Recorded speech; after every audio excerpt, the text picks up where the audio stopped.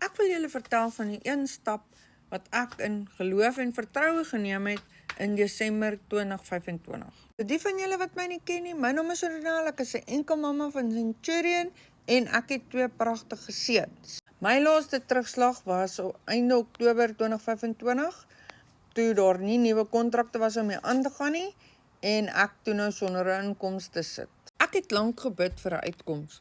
Toe kom ek op Annelies se Facebook page af en ek boek met haar 'n video call en sy het vir my al die inligting gegee en ek het besluit om by die Legacy Builder program aan te sluit. Hierdie is 'n program wat jou stap vir stap verduidelik wat om te doen en you learn while you earn. So met ander woorde, terwyl jy leer, kan jy solank met jou digitale bemarking begin.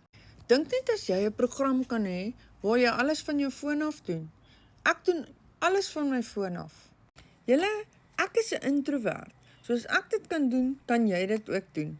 As jy meer wil weet oor die plan wat die Here my gegee het, komment vir my plan of stuur vir my 'n WhatsApp en ek stuur vir jou al die inligting.